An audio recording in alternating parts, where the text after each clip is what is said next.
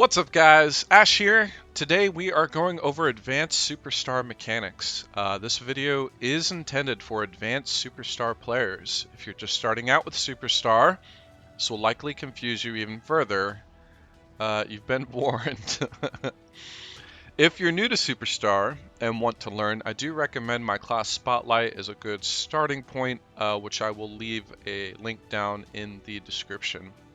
So, as a quick refresher, here are your performances. So we're going to assign Powerful Dance to A, Delicate Dance to B, Cheerful Dance to C, and Fancy Dance to D. And so for shorthand, I may refer to this as A, B, C, D for the rest of the video. So A equals Powerful Dance, and so on and so forth. If I have 3 powerful dances, I may refer to it as 3A. Also, each performance is also tied to a mastery effect.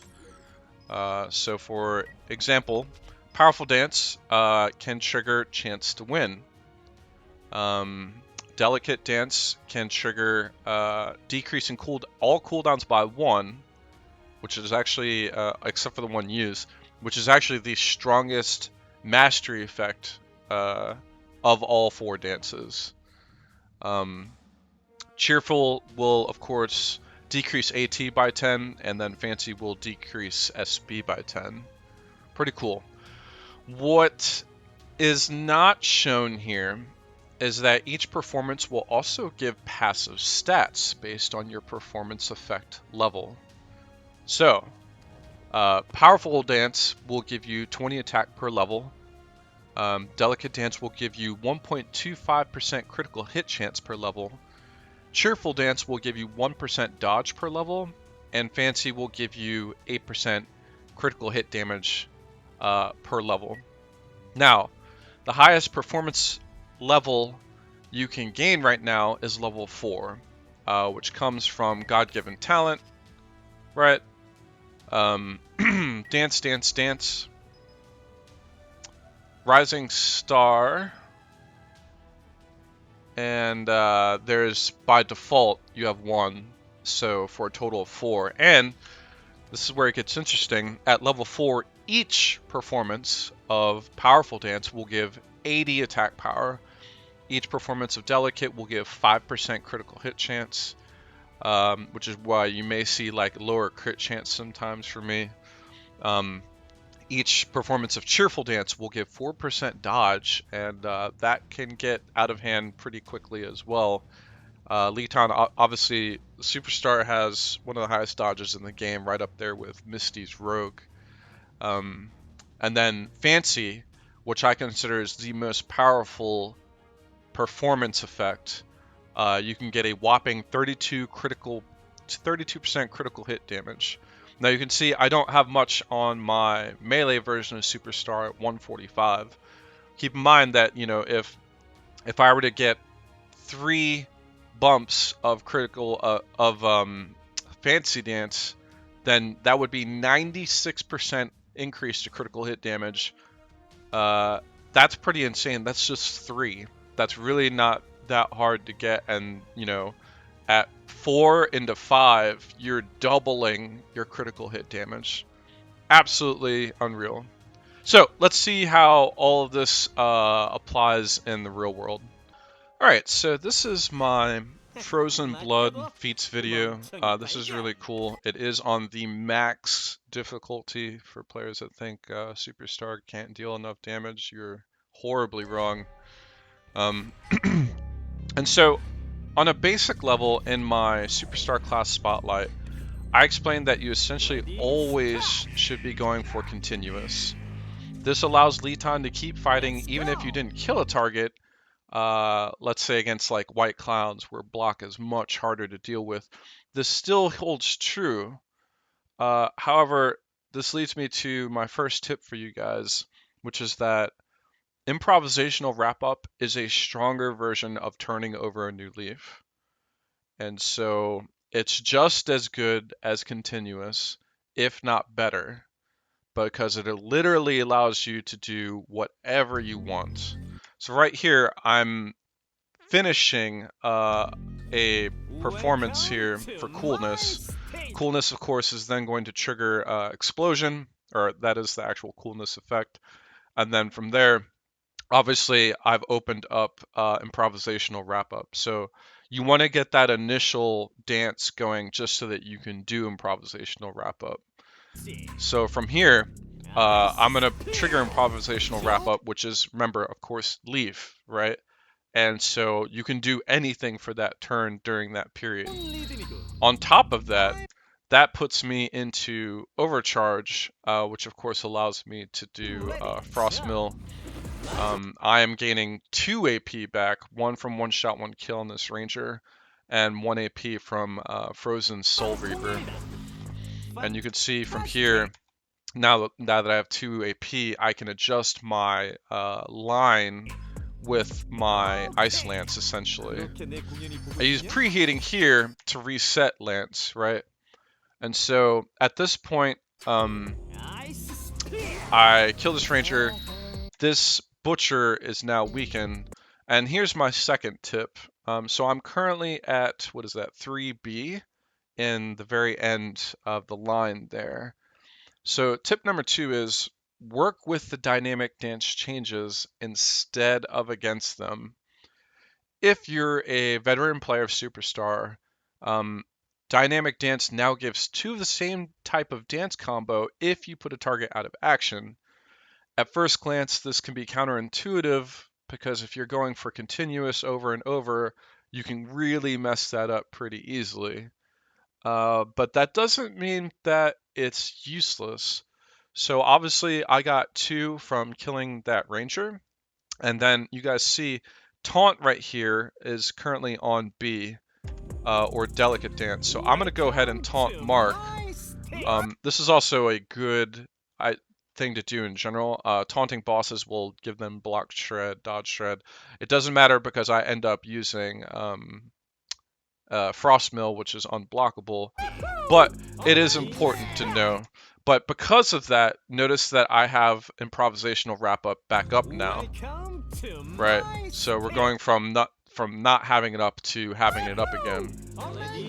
Now again, here, 2 AP return, right? Frozen Soul Reaper along with 1 shot, 1 kill. And from here, this is really interesting. So I don't have a lot up. I do have Ice Lance up, but if you'll notice, I don't have preheating, I don't have taunt, I don't have jump, right? But I do have improvisational wrap up, again, tip number 2, which then leads into tip number 3. All I've really got is Lance and Punch, and I know that I can't punch these guys in one, not on my ice build at least. Tip number 3 is natural flow. Sometimes the best move is the best move. This sounds probably kind of weird, but this is really not me overthinking it. It's what I should have done anyway. So I'm going to trigger improvisational wrap up, which notice actually triggers contraction. This was not planned, by the way, whatsoever. It just happened to fire off, which means, of course, that improvisational wrap up is now back up because I used a coolness effect. However, it is down on cooldown. Also important to note that preheating and warming up will, of course, reset improvisational wrap up. What's not well known is that preheating wrapping up, if improvisational wrap up is not on your cooldown right now, as in you haven't done a coolness yet, it will still reset improvisational wrap up. So you can use that for future reference. But back to tip number 3, going with the natural flow. This is what I would have done regardless, and it just happened to trigger contraction, which happened to give me improvisational wrap up. I'm going to go ahead and freeze lance these guys. Now, on my ice build, once a target's frozen, they're dead. There's really no... I've left some of these guys for nothing because I know that 1 punch will kill them. I also know that it will give me my AP back from Frozen Soul Reaper, right? Pretty cool. I happen to get, I think, continuous here, which is really nice. And so we're going to go up, kill these rangers. And from here, this is more pathing. This is what you won't see normal players do. Is I'm, of course, thinking of my next move. You don't always have to do this, but for the feats series, I like doing this. So I'm going to punch this guy out because he's frozen, and keep in mind that when you're using Frozen Soul Reaper, you do have Shatter. Shatter is giving you 100% damage effect, so even though this is my Ice Mage build, he can still punch pretty damn hard. On top of that, Leton does have, he is running like almost all of his skills include both attack power and ESP power ratios, so you're always using both, you're just sometimes using one more than the other. But I line it up perfectly here. Again, 2 AP return, this time from the original Butcher that was frozen at the very first improvisational wrap-up. And so we move on. So this leads me to tip number 4, which is that performance effects are very, very powerful. Now, I think in this situation, you guys can see I have every cooldown up except for improvisational wrap-up. I think most players here would either just attack right off the bat or do a flip, and then maybe a taunt, and then maybe, you know, preheating or something like that. Instead, I choose to go for taunt first because again, the most powerful performance effect is Fancy Move. Remember, 8% critical hit damage per performance level. Each one of these is 32% critical hit damage, right? So now that I've done a taunt, taunt has then pushed D over to jump. So I'm now going to jump. Now we have 2 effects of D, or 64% critical hit damage increase. And again, jump or D has now pushed over to preheating, right? So we're going to preheat. Now we have 3 of D, right? And so this becomes 96% critical hit damage increase. Now with this, I know that I can get right in the middle of all these guys and hit all of them at the same time. Now, lots of interesting things about here. One, again, Frostmill cannot be blocked, so you're completely negating all of the block that White Clowns normally have. 2, notice the damage that I'm doing, 3,600 or so, 4,100 on this Black Clown. Without the 96% critical hit damage increase, and keep in mind, this is almost double of what I'd normally have, I would come up short here. Now, I wouldn't come up short on, let's say, this white skeleton mask, right? Just 2,000 health. But you better believe that without that critical hit damage, I would have not came even close to killing the White Clowns and the Black Clowns. So it's just important to note that the performance effects are very powerful, and not something that even the mastery screen will even show you, which is really unfortunate. Even though it's semi-well known, you'd be amazed the amount of damage that Leton can do. Keep in mind, max difficulty. There's nothing else that can improve these guys. Only things that can debuff me, like Mind, Body, Unity, and whatnot.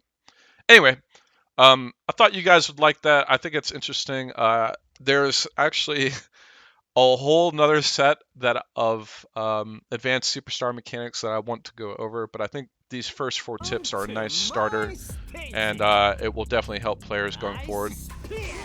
Anyway, that's it for the video, guys. Hope you enjoyed it. As always, if you enjoyed the video, please like and subscribe. Follow me on Twitch, and until next time.